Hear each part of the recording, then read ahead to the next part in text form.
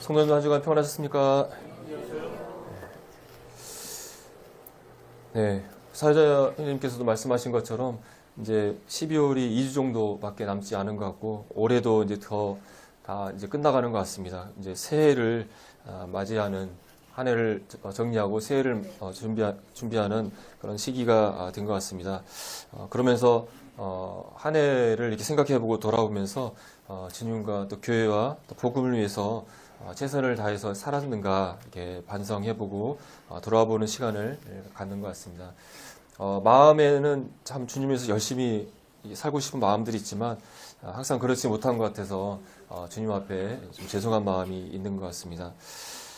우리가 주님을 위해서 살고자 하는데 그러하지 못하는 방해가 되는 것은 무엇일까 이런 생각들을 해보게 되는데요. 성도님들은 어떤 것들이 주님을 섬기는데 방해가 된다고 생각을 하십니까? 얼마 전에 저희가 오병이어에서 두려움이라는 주제를 가지고 이렇게 토의하는 시간을 갖고 또 두려움에 대해서 이렇게 좀 묵상해 보는 시간들이 있었는데요. 우리가 주님을 섬기는데 방해가 되는 것 중에 하나가 제가 생각했을 때는 가장 큰 것이 이런 두려움이 아닌가 하는 생각을 해보게 되었습니다. 세상과 또 사람에 대한 두려움들이 우리가 복음과 주님을 위해서 살아가는데 우리에게 걸림돌이 된다는 생각을 해보게 되었습니다. 내가 복음을 사람들에게 전하면 주변 사람들이 나를 이상해 보고 또 비난하고 또 불이익을 주지 않을까 그런 염려들, 또 주님을 위해서 내가 이렇게 산다 한다면 경제적으로 이렇게 어려움을 겪게 되고 또 세상에서 차별과 고난을 받게 돼서 어려움을 겪지 않을까 그런 두려움들이 우리를 붙잡게 되고 그러다 보니까 마음에는 원이지만 그러하지 못하고 세상과 타협하면서 우리가 살아가고 있지 않은가, 또 복음을 전하지 못하고 입을 닫고 살아가지 않는가 하는 생각을 해보게 됐습니다. 그래서 새해에는 이런 두려움들을 우리가 극복하고 주님을 더욱 뜨겁게 섬기고 또 복음을 위해서 살아가고자 하는 그런 바람 가운데 사람을 두려워 말고 하나님을 두려워하라 하는 제목으로 오늘 성도님과 한 시간 교제 나누기를 원합니다. 오늘 본문 말씀은 마태복음 10장 28절 말씀입니다. 함께 열어서 이 말씀을 한번 읽고 교제를 나누도록 하겠습니다. 한번 열어서 봐주시기 바랍니다. 제 성경책으로는 15쪽, 16쪽에 해당이 되겠습니다.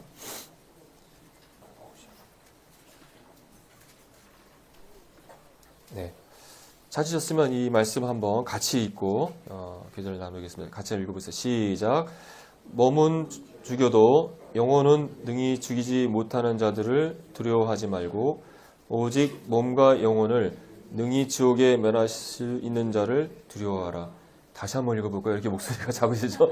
네, 아침 식사하고 오셨죠? 자, 다시 한번 좀 크게 한번 읽어보겠습니다. 시작. 몸은 죽여도 영혼은 능히 죽이지 못하는 자들을 두려워하지 말고 오직 몸과 영혼을 능히 지옥에 멸하실 수 있는 자를 두려워하라. 네, 잘 아시는 말씀이실 것입니다. 그리고 또 이 말씀을 복음을 전할 때 구원받아야 된다. 우리가 몸과 영혼을 하나님께서 지옥에서 심판하시기 때문에 여러분 하나님 두려워해야 되고 하나님 믿어야 됩니다. 이렇게 구도자들에게 주로 사용했던 말씀이었던 것 같습니다. 근데 이 말씀을 생각하면서 이 말씀은 불신자들이 아니라 바로 우리들에게 하시는 주님의 말씀이라는 사실을 생각해 보게 되고 오늘 이 말씀에 대해서 성도님과 함께 상고해 보기를 원합니다. 예수님께서 이 말씀에서 두 가지 종류의 두려워할 것에 대해서 말씀하고 있는 것을 보게 됩니다. 사람을 두려워하는 것과 그리고 하나님을 두려워하는 두 가지의 두려움에 대해서 예수님께서 말씀하고 계시는데요. 먼저 왜 예수님께서 이 두려움에 대한 것에 대해서 제자들에게 말씀하고 있는지 그 상황을 그 앞 말씀을 통해서 먼저 살펴보게 되면 마태복음 이 10장 1절 말씀을 보시게 되면 예수님께서 12제자를 택하시고 그들에게 능력을 주시고 또 마을에 보내셔서 천국 복음을 전파하는 말씀으로 시작하는 것을 보게 됩니다. 예수께서 그의 12제자를 부르사 더러운 귀신을 쫓아내며 모든 병과 모든 악한 것을 고치는 권능을 주시니라. 많은 예수님을 따른 무리 가운데 12명의 제자를 선택하셨고 그들을 파송하는데 그냥 보낸 것이 아니라 귀신도 쫓아낼 수 있는 능력, 병을 고치고 약한 것을 고치는 그런 권능을 주셔서 그들에게 하늘나라의 복음, 천국 복음, 예수님을 전하라고 파송하는 장면을 보게 됩니다. 그러면서 5절에 보면 12를 내보내시며 명하여 이르시되 이방의 길로도 가지 말고 사마리아인들의 고리도 들어가지 말고 오직 이스라엘 집에 잃어버린 양에게로 가라. 가면서 전파하여 말하되 천국이 가까이 왔다 하라. 예수님께서 이 12제자들을 보내시면서 천국이 가까웠다. 천국 복음을 전하라고 이 제자들을 파송하는 것을 장면인 것을 보게 됩니다. 제자들을 파송하면서 이 두려움에 대한 얘기를 하신 것을 볼 수가 있습니다. 성도님들, 이 12제자가 예수님께 선택을 받아서 파송을 받았을 때 어떤 기분이 들었으셨을 것 같습니까? 성도님들이 12이 제자 중에 한 명이었다 한다면 예수님의 선택을 받아서 천국 복음을 전파하라고 파송을 보내심을 받는다 한다면 어떤 마음이 드실 것 같습니까? 귀신도 쫓아내고 병도 고치고 하는 권능을 주신다고 했는데 예수님께 선택받아서 이제 복음을 전할 수 있는 자가 되었다는 기쁨, 즐거운 마음이 분명히 있으셨을 것 같습니다. 하지만 반면에 또 마음속에 또 다른 마음이 동시에 들었을 것 같습니다. 예수님의 이어진 말씀을 보게 되면 22절을 보시게 되면 또 너희가 내 이름으로 말미암아 모든 사람에게 미움을 받을 것이니 끝까지 견디는 자는 구원을 얻으리라. 이 동네에서 너희를 박해하거든 저 동네로 피하라. 내가 진실로 너에게 이르노니 이스라엘의 모든 동네를 다 다니지 못하여 인자가 오리라. 제자가 그 선생보다 또는 종이 그 상정보다 높지 못하나니 제자가 그 선생 같고 종이 그 상정 같으면 조카도다. 집주인을 바알세불이라 하였거든 하물며 그 집 사람들이라. 네. 분명히 들뜨고 내가 정말 하늘나라의 복음을 전하는 자로 선택받았다. 기쁜 마음도 있었지만 이 상황이 즐겁고 기쁘기만 한 상황은 아닌 것 같습니다. 예수님께서 지금 제자들에게 너희들이 내 이름으로 말미암아 모든 사람들에게 미움을 받을 것이다. 또 이 동네에서 너희가 박해를 받으면 또 저 종들을 피해서 복음을 전해라.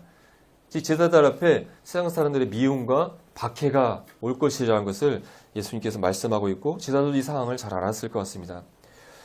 24절에 보면 제자가 그 선생보다 또는 종이 그 상정보다 높지 못하나니 제자가 그 선생 같고 종이 그 상정 같으면 족하다고 말씀하고 있는데 이 12제자의 스승 되시는 예수님이 지금 세상 사람들에게 어떤 그 대우를 받고 있는지 말씀하고 있죠. 이 예수님을 그 집주인을 누구라고 했다고요? 바알세불이다. 바알세불이라는 것이 귀신의 왕이라는 의미를 가지고 있다고 합니다.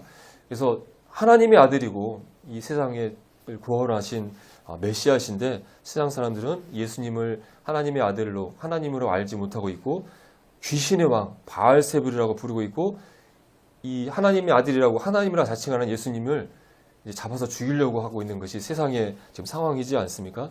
그러기 때문에 예수님이 이러한데 스승님이 이러한데 제자들도 마찬가지고 스승과 같은 대우를 당한다고 한다면 족한 것이다 라고 예수님이 말씀하고 있는 것을 보게 됩니다. 이제 복음을 전파하러 제자들이 나가야 되는데 제자들 앞에 예수님과 같은 세상의 위협과 핍박이 기다리고 있는 것을 또 심지어는 죽임을 당할 수도 있는 위험한 상황인 것을 예수님도 아셨고 제자들도 이런 상황인 것을 알았을 것입니다. 그러하기 때문에 제자들 마음 가운데 어떤 마음이 들었을까요? 마음에 두려움이 있었을 것입니다. 예수님께서 이 사실을 알고 있었고 그러하기 때문에 이 제자들이 복음을 전하는데 제일 그들의 붙잡고 있는 방해가 되는 것이 두려움이라는 사실을 아시고 두려움에 대해서 예수님께서 이 말씀을 통해서 하고 있다고 이해가 되어집니다. 세상과 또 사탄과 이 사탄의 영향력에 있는 사람들이 하나님과 또 예수님을 미워하고 있고 또 그러하기 때문에 이 하나님과 예수님께 속한 제자들을 동일하게 미워하는 것이 이상한 일이 아니라고 예수님께서 말씀하고 있죠. 요한복음 15장 18절에서 세상이 너희를 미워하면 너희보다 먼저 나를 미워한 줄을 알라. 너희가 세상에 속하였으면 세상이 자기의 것을 사랑할 것이나 너희는 세상에 속한 자가 아니요 도리어 내가 너희를 세상에서 택하였기 때문에 세상이 너희를 미워하느니라. 이 제자들이 하나님과 예수님께 속해 있기 때문에 세상이 자신과 다른 하나님께 속한 존재이기 때문에 세상이 너희를 미워하는 것이 이상한 일이 아니다라고 예수님께서 다른 요한복음 말씀에서도 말씀하신 것을 보게 됩니다. 성도님들이 예수님을 믿고 구원받고 하나님의 자녀가 되었을 때 마음속에 기쁨과 즐거움, 감사가 있었겠지만 그 순간부터 세상 사람들이 또 사단이 얘는 더 이상 우리 소속이 아니네, 하나님 소속이네 하면서 이제는 세상 사람들이 또 사단이 미워하고 박해하고 따돌림하고 어려움을 주는 것을 성도님들이 경험하셨을 거라고 생각이 되어집니다. 그러하기 때문에 우리가 예수님을 믿고 구원받고 이제 예수님 나를 구원해서 감사합니다. 이제 예수님을 세상 사람들에게 증거하겠습니다. 복음을 전하겠습니다. 이런 마음의 원이 있지만 세상의 반대와 저항과 핍박이 우리에게 있고 그런 것들을 경험하며 성도님이 사셨을 거라고 생각이 되어집니다. 그래서 이 두려움을 우리가 이겨내야만 세상에서 하나님에 대해서 또 예수님에 대해서 이 복음을 담대히 전파할 수 있고 또 주님의 일을 해나갈 수 있는 것이죠. 그래서 주님은 이러한 것들을 두려워하지 말라라고 우리 26절 말씀을 보실까요? 그런즉 그들을 두려워하지 말라. 또 28절에 보게 되면 몸은 죽여도 영혼을 능히 죽이지 못하는 자들을 두려워하지 말라. 또 31절에 보게 되면 두려워하지 말라. 이 마음속에 있는 이 문제, 이 두려움에 대해서 이 두려움을 이겨내고 두려워하지 말아라 라고 예수님께서 반복해서 말씀하고 있는 것을 보게 됩니다. 두려워하지 말고 오히려 담대하게 예수님께 드는 이 천국 복음을 세상에 크게 외쳐라고 말씀하고 있습니다. 26절을 보게 되게 되면 그런즉 그들을 두려워하지 말라. 감추인 것이 드러나지 않을 것이 없고 숨은 것이 알려지지 않을 것이 없느니라. 내가 너희에게 어두운 데서 이르는 것을 광명한 데서 말하며 너희가 귓속말을 듣는 것을 집 위에서 전파하라. 세상 사람들이 너희들을 위협하고 또 심지어 너희를 죽음까지 이를지 모르지만 그래서 너희 마음 가운데 두려움이 있을지 모르지만 이 두려움을 이겨내고 두려워하지 말고 내가 너희들에게 이른 이 천국 복음 어두운 데서 말했던 또 귓속말로 너희에게 들었던 이 복음을 세상 사람들에게 밝은 데서 얘기하고 집 위에 서서 크게 전파하라 라고 예수님께서 말씀하고 있습니다. 그러면서 이 두려움을 이겨내기 위해서 예수님께서 하신 말씀이 바로 28절에 우리가 읽었던 본문의 말씀, 이 말씀을 예수님께서 하신 것을 보게 됩니다.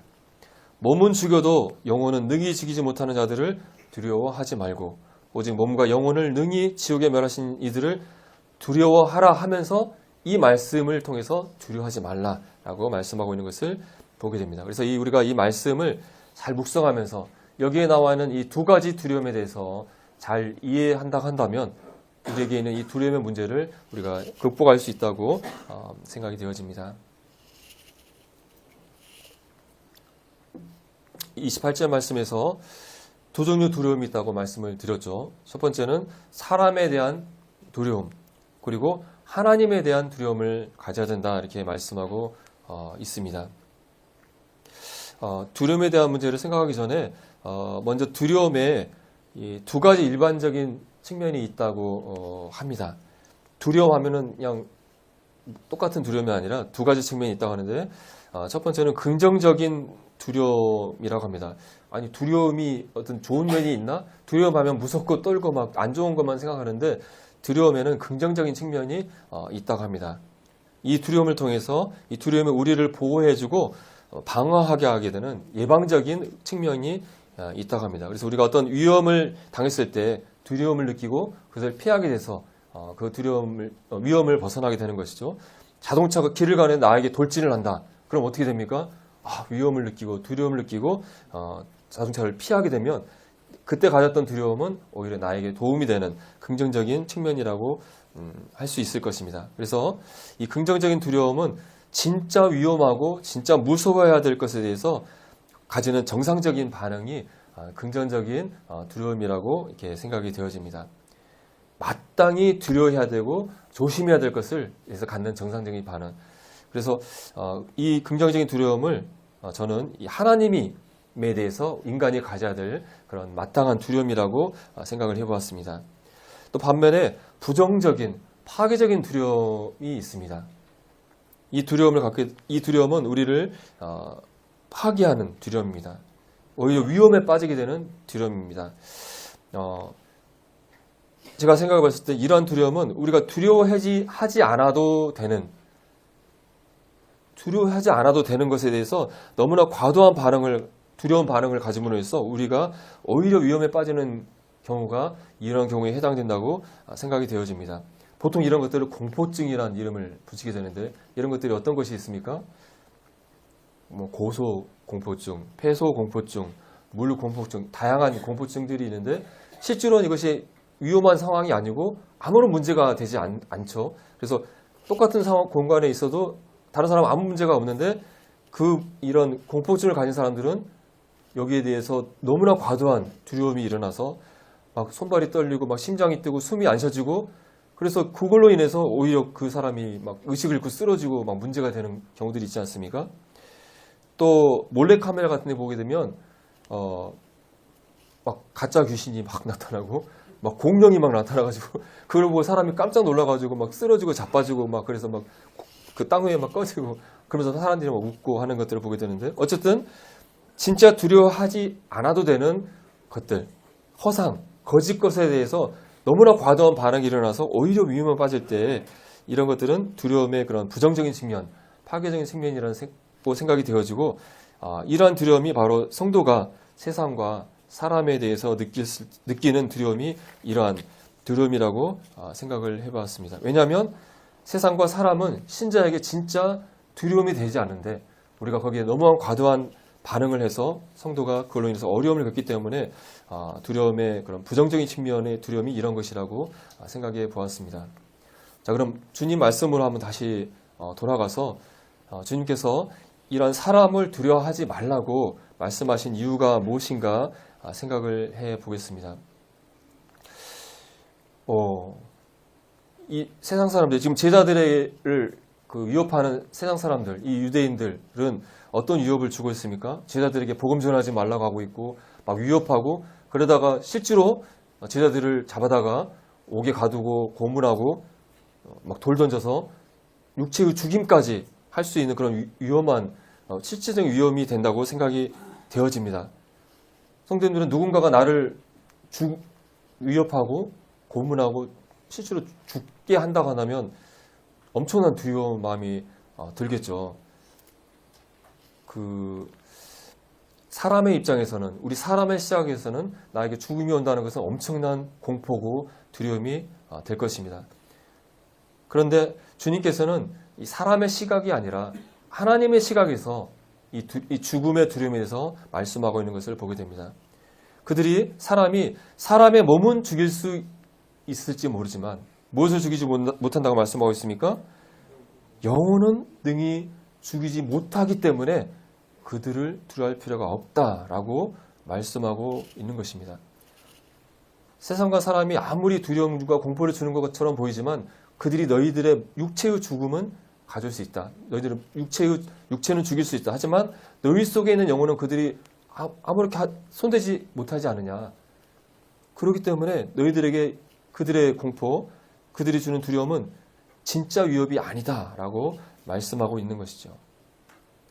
앞에서 말씀드린 것처럼 진짜 위협이 되지 않는, 두려워하지 않아도 되는 것에 대해서 우리가 과다한 반응으로 인해서 우리가 그 두려움이 우리에게 부정적인 영향을 끼친다고 했는데 거기에 해당하는 두려움이라고 말씀하고 있는 것입니다.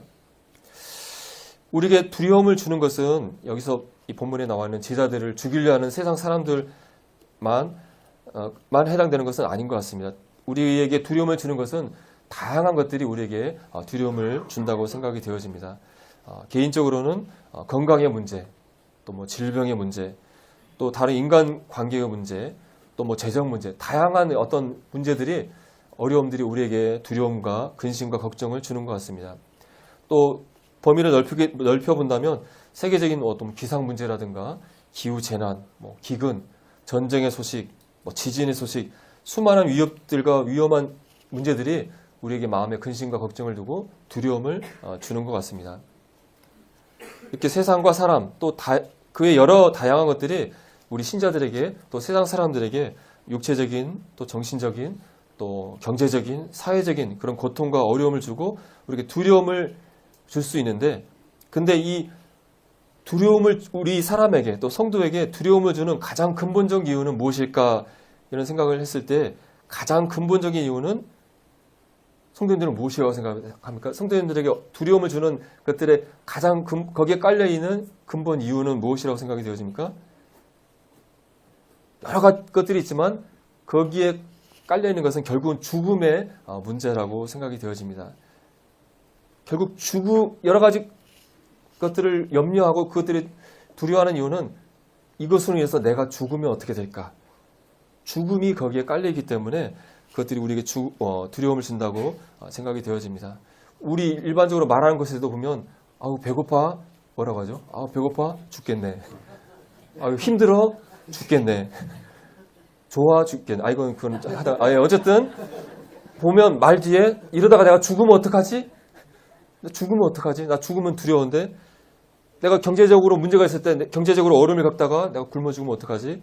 또 여러 가지 내가 질병으로 있어서 고통받다가 죽으면 어떡하지?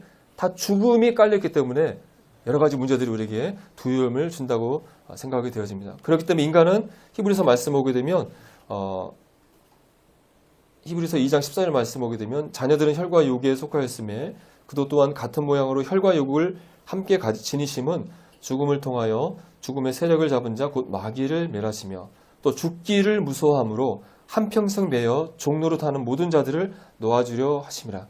우리 인간이 평생을 죽기를 무서워하면서 죽음을 두려워하면서 이 죽음의 세력을 잡은 마귀의 종이 돼서 우리가 살고 있는데 예수님께서 우리를 구원해 주시고 이 죽음의 문제를 해결해 주셨다는 사실을 이렇게 표현하고 있는 것을 보게 됩니다. 우리가 죽기를 무서워하기 때문에 이 죽음을 가져올 수 있는 상황들에 대해서 두려움을 겪으면서 살아가고 있는 것을 생각해 보게 됩니다. 그런데 주님은 이 죽음이 너희에게 두려움이 되지 않는다라고 말씀하고 있으면서 그러면서 그들을 두려워하지 말아라 라고 말씀하고 있는 것이죠. 하나님의 관점에서 또 영혼의 관점에서 인간의 죽음을 살펴본다고 한다면 이 인간은 성도에게 두려움의 대상, 위험의 대상이 아니라고 하는 것이죠. 그러하기 때문에 두려워할 필요가 없다고 말씀하고 있는 것입니다. 성도들은, 이 제자들은 구원을 받아서 영생을 약속받은 자들이지 않습니까?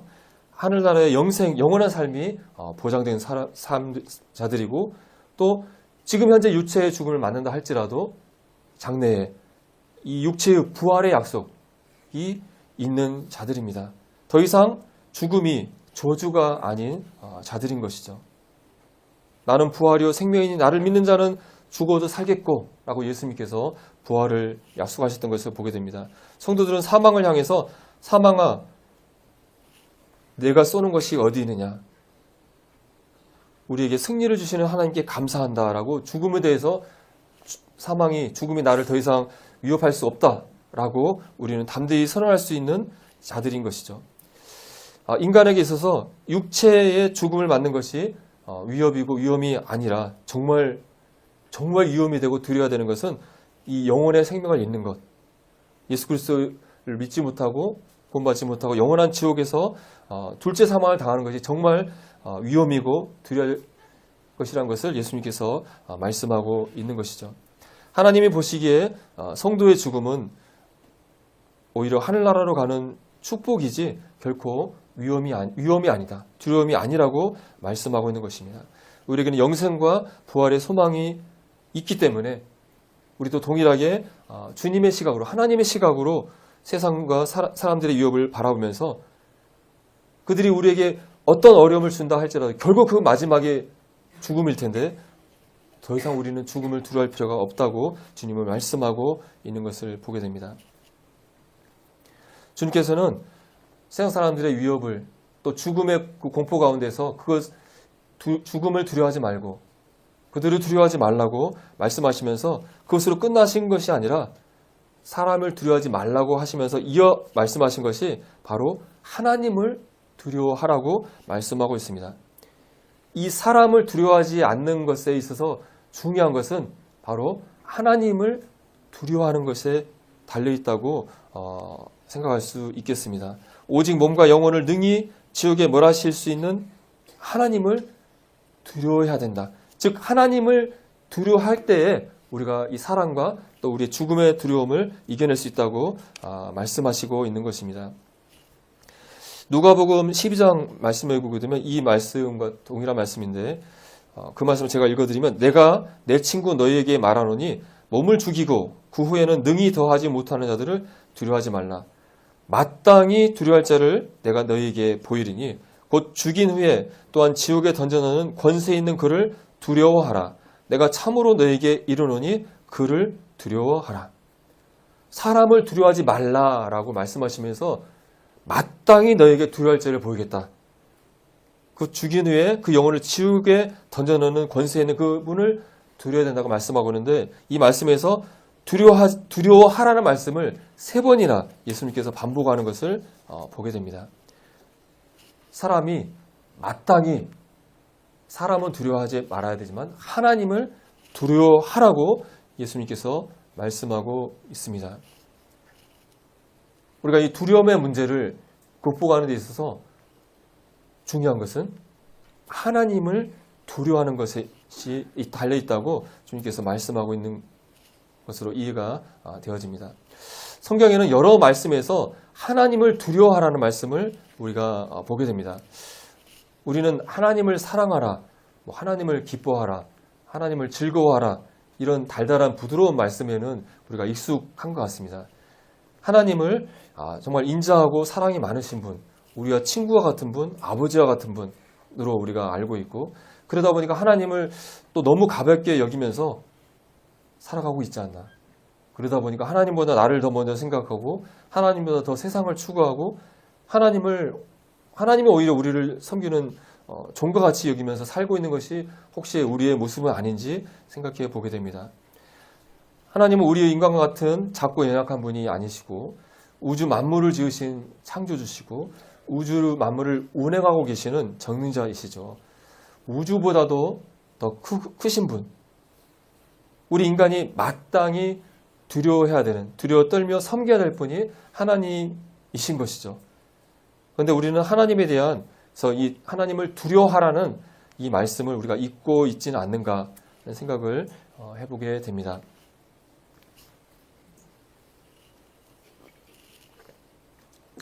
성도님들을 이 크고 놀라운 하나님을 두려워하고 계십니까? 성경은 두려워하라 라고 명령하고 있는데 하나님을 두려워하고 계십니까? 하나님을 사랑하라는 얘기는 많이 들어보셨지만 하나님을 두려워하라 라는 말씀은 별로 강단에서 전해지지 않는 것 같습니다. 하지만 분명히 성경은 하나님을 두려워하라고 우리에게 명령하고 있는 것을 보게 됩니다. 이 두려워하다, 두려움이라는 단어가 어떤 뜻인지 사전을 보게 되면 2가지 의미가 있는 것을 알 수가 있습니다. 첫 번째는 우리가 잘 알고 있는 꺼려하거나 무서워하는 마음을 갖다. 이게 두려워하는 마음이라는 거죠. 두려움이라는 거죠. 이것은 고민할 필요가 없이 잘 이해가 되는 내용일 것입니다. 어둠, 귀신을 두려워한다. 무서워하고 떤다. 그렇습니다. 그러면 하나님을 두려워하는 말씀은 이런 내용일까요? 하나님을 막 무서워하고 두려워하고 막 떠는 거. 분명히 그런 의미도 담겨 있을 것 같습니다. 근데 사전을 봤더니 2번째 의미가 또 있었는데요. 상대를 공경하고 어려워한다.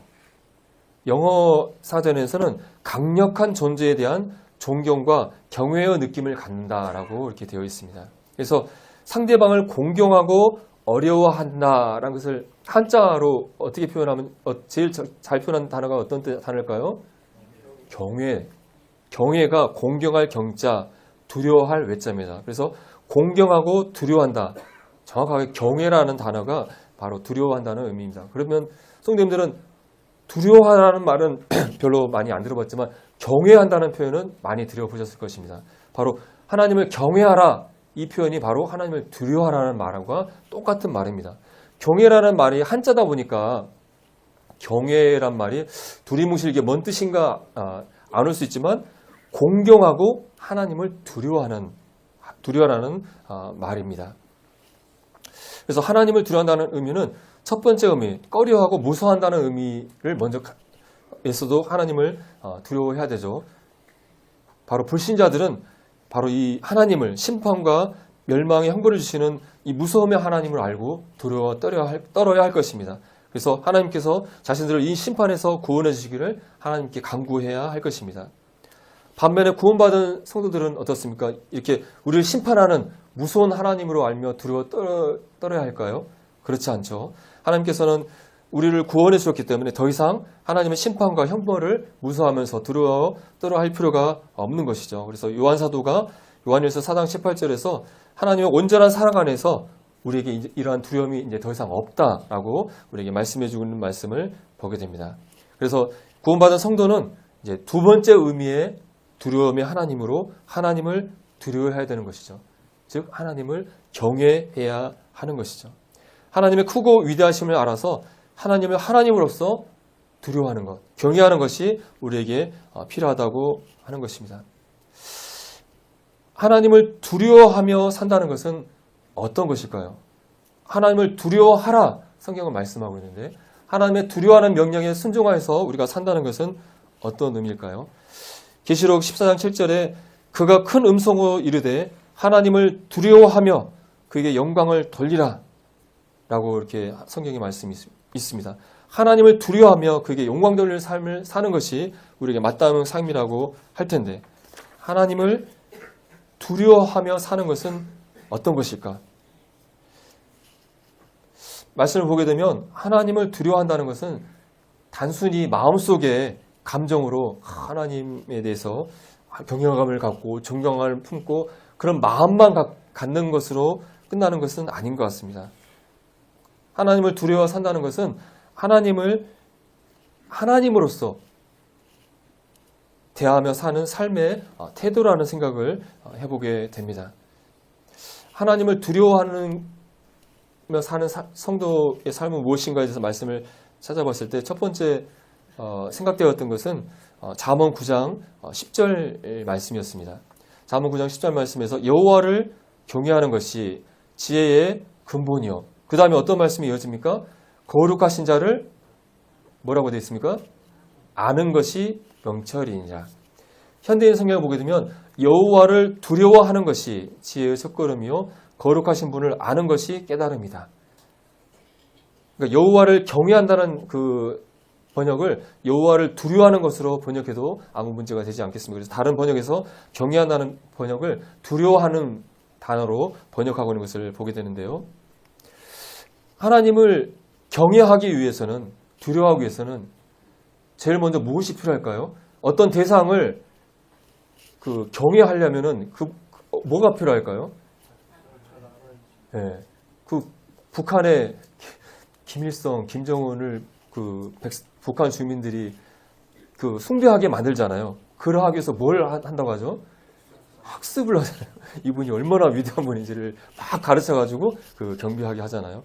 그러니까 우리가 하나님을 두려워하기 위해서 하나님을 하나님으로서 경외하기 위해서는 먼저 하나님이 어떤 분인지를 알아야만이 하나님을 경외할 수 있겠죠. 그분에 대해서 존경하고 그분을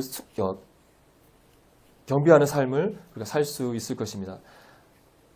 우리가 하나님을 두려워하는 삶을 살아가기 위해서 첫 번째는 그분이 어떠한 분인지를 아는 것에서 우리가 두려워하는 것이 시작된다고 생각이 되어집니다. 그분을 알기 위해서는 그분의 임재 앞에 나아가야 되겠죠. 하나님 앞에 나아가서 하나님이 어떤 분인지 알기를 원합니다.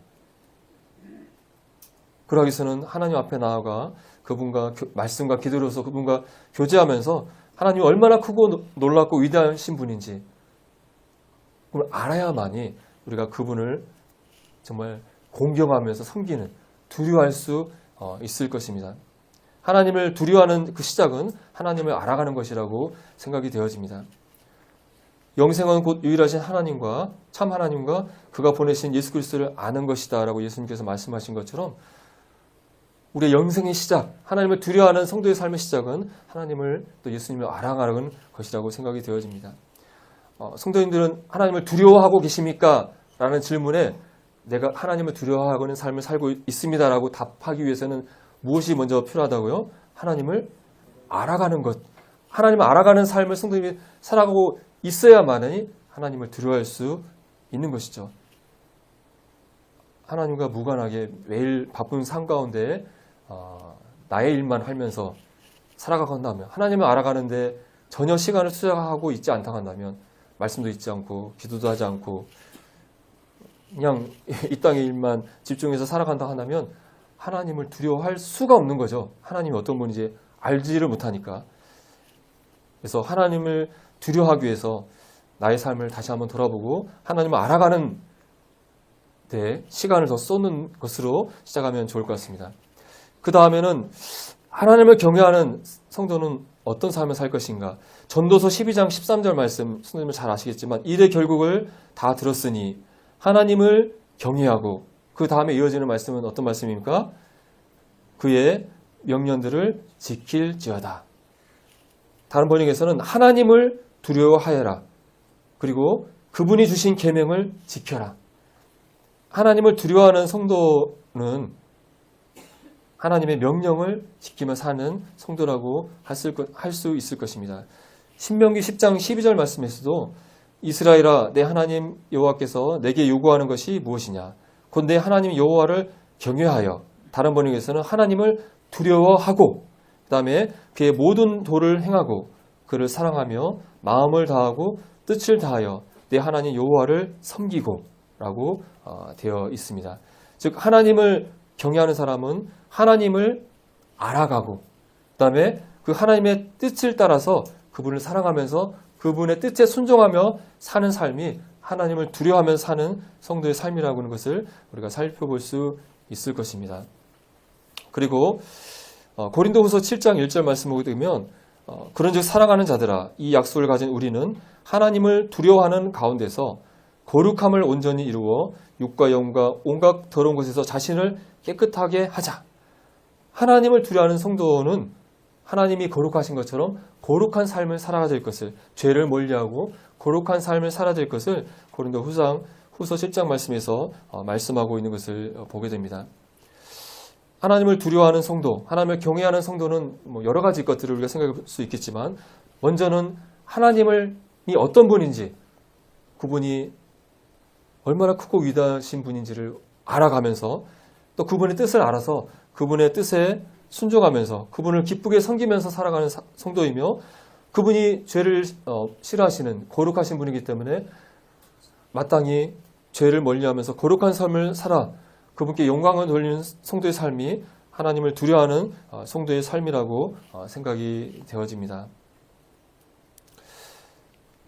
우리가 이 세상에 주는 두려움, 또 세상 사람들이 주는 두려움, 이 죽음의 두려움을 우리가 이겨내기 위해서는 하나님을 두려워하는 것이 필요하다고 말씀을 드렸습니다. 하나님을 제대로 알고 그분을 경외할 때 세상과 사람을 두려워하지 않을 수가 있는 것입니다. 예수님은 우리가 하나님 얼마나 크고 놀라우신 분인지 알고 그분을 경외함으로, 진정으로 두려워함으로 우리가 세상의 두려움을 이기기를 원하고 계십니다. 진정으로 우리가 하나님을 두려워하기를 원하시는데요. 그러면서 하나님에 대해서 어떻게 소개하고 계십니까? 바로 28절 말씀에서 그분은 오직 몸과 영혼을 능히 지옥에서 멸하실 수 있는 분이시라고 우리에게 말씀하고 있습니다. 우리의 사람의 몸과 영혼을 지옥에서 멸하실 수 있는 분이시다. 우리의 몸과 영혼을 지옥에서 멸하신다는 의미가, 이 말씀이 가지는 의미가 어떤 의미일까요? 하나님은 우리 인간을 창조하시고 우리 인간의 생사 또 영혼의 시간을 정하시는 참된 인간의 주인이라는 의미일 것입니다. 우리 인간에게 영생과 또 영벌을 주시는 인간의 심판자라는 의미일 것입니다. 사망과 음부의 열쇠를 가지고 계신 분으로서 우리를 대적하는, 우리에게 두려움을 주는 세상 사람들을 지옥에서 몸과 영혼을 심판하실 분이라는 사실을 우리에게 알려주고 계십니다. 뿐만 아니라 우리의 대적인 사단과 귀신들도 그들을 지옥에서 심판하실 전능자, 심판자이심을 우리에게 말씀하고 있다고 이해가 되어집니다. 우리를 두렵게 하는 세상과 또 우리에 대적하는 인간들, 마귀와 귀신들, 이것들이 우리에게 두려움을 주지만 사실은 하나님께서 그들을 주장하고 계시고 그들을 심판하실 심판자, 전능자이심을 우리에게 알려주고 계신다고 하는 것입니다. 세상에 있는 모든 것들, 마귀와 세상과 모든 것들이 또 사람들이 하나님의 그 손 아래 놓여 있다는 사실을 우리는 잘 알아야 할 것입니다. 그들이 아무리 우리에게 두려움을 주고 우리를 위협하고 한다 할지라도 그들을 붙잡고 그들을 주장하고 그들을 심판하실 분이 하나님이라는 사실을 우리가 알게 될 때 우리는 두려워하지 않을 수 있을 것입니다. 또 이어지는 말씀에서 하나님께서는 이 심판자이신 전능자이신 하나님이 얼마나 놀랍게 우리를 돌보고 계신지를 말씀하시면서 너희들이 두려워하지 말아야 된다고 말씀하고 있는 것입니다. 29절 말씀을 한번 보실까요? 참새 2마리가 한 아사리온에 팔리지 않느냐? 그러나 너희 아버지께서 허락하지 아니하시면 그 하나도 땅에 떨어지지 아니하리라. 너희에게는 머리털까지 다 세신 바 되었나니 두려워하지 말라. 너희는 많은 참새보다 귀하니라. 하나님께서는 몸과 영혼을 심판하시는 심판자, 정는자 이심을 선포하시면서 또 예수님께서 이 크고 놀라우신 하나님이 너희를 어떻게 돌보시는지 너희가 알게 된다면 두려워하지 않게 될 것이라고 말씀하고 있는 것이죠. 참새를 말씀하고 있습니다. 참새 2마리가 한 아사리온에 팔린다. 아사리온은 데나리온의 16분의 1에 해당하는 아주 적은 금액이라고 합니다. 아주 작은 화폐 단위로 라고 하는데요. 이 참새가 정말 하찮은 거잖아요. 여러 동물들 가운데. 그런데 이 참새 하나도 떨어져서 죽는 것도 하나님이 허락하지 않으면 죽지 않는다. 우리 유머 가운데 참새와 사냥꾼 시리즈 아시죠? 전설의 참새들이 있는데 사냥꾼이 탕을 딱 쌌는데 누가 죽었을게 했을 때 저 뒤에 있는 애가 누가 죽었나 보다가 총에 맞아 죽었다. 뭐 이런 얘기들 엄청 많잖아요. 예. 하여튼 참새와 사냥꾼 시리즈에 보면 수많은 참새들이 총에 맞아서 죽게 되는데 이 참새 한 마리도 하나님이 허락하지 않으면 죽지 않는다고 말씀하고 있습니다. 에이 설마 그러겠어. 참새 뭐 우리 길 가다 보면 걷다 보면 참새들 참 많잖아요. 근데 이 참새 한 마리가 떨어져 죽는 것도 하나님이 허락하지 않으면 죽지 않는다. 믿기 좀 어려운 건 사실인 것 같습니다. 또 누가복음에 똑같은 말씀하시면서 하나님 앞에서 그 참새 하나도 잊어버리시는 바가 되지 않는다. 참새 한 마리도 하나님이 잊지 않고 계신다라고 말씀하고 있습니다. 우리 인간의 마음으로 참새 한 마리를 하나님께서 신경을 쓸 필요가 있으실까 생각이 들지만 예수님께서 이렇게 말씀하셨고 사실이라고 우리 믿어야 되겠죠. 그 길 가다가 땅에 떨어져 죽어도 아무 문제가 안 되지 않은 참새 한 마리도 하나님이 허락하지 않으면 죽지 않고 그 한 마리도 잊지 않고 계시다고 한다면 이 지구상에 참새보다 수많은 많은 동식물들이 있는데 그것들도 다 하나님이 돌보시다 한다면 이 참새보다 더 귀한 하나님의 자녀인 하나님의 형상으로 지음받은 하나님의 자녀들은 하나님이 얼마나 놀랍게 돌보고 계시지 않겠느냐라고 우린 반문할 수밖에 없는 것이죠. 참새 한 마리도 하나님이 허락하지 않으면 죽지 않는다 한다면 이 땅에 살고 있는 성도들이 죽음을 맞는 것도 하나님이 허락하지 않으면 결코 죽지 않겠죠, 당연히. 하지만 이제 하나님이 원하시면 하나님 뜻 가운데 우리가 죽음을 맞을 수 있겠지만 하나님 손에 나의 생명이 달려있다. 하나님이 허락하에 하나님의 주권 아래 나의 생명이 있다고 한다면 우리는 이 땅에 살아갈 때 죽음을 두려워하지 않고 담대히 살 수 있을 것입니다. 또 너희에게 머리털까지 다 세신 바 되었다고 말씀하고 있습니다. 성도님들의 머리카락이 몇 개인지 아십니까? 여기에 몇 개인지 아신 분이 계실지는 수도 있겠지만 하지만 사람 머리카락이 약 10만 개에서 12만 개 정도 된다고 그래요.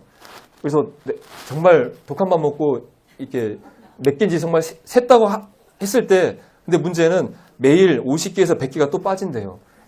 정확히 세려면 빠진 것까지 세야 되기 때문에 결코 어려운 일이 아닌 것 같습니다. 나의 머리털까지 하나님께서 세신다는 말이 거짓말이 아니라 한다면 이 하찮은 머리털까지 하나님께서 세신다는 것은 나의 모든, 내 몸에 있는 모든 것, 나의 모든 형편을 하나님께서 다 알고 계신다는 것을 이렇게 말씀하신 것이잖아요. 나의 모든 것을 알고 계신 하나님, 나의 부족한 것, 나의 어려운 모든 것을 알고 이런 것들을 돌보시는 하나님이 나의 하나님이라 한다면 우리는 이 세상을 살 때 두려움 없이 살 수가 있을 것입니다. 내일 아궁이에 던져지는 들풀도 하나님이 이렇게 입히시거든. 하물며 너희일까 보냐. 믿음이 적은 자들아.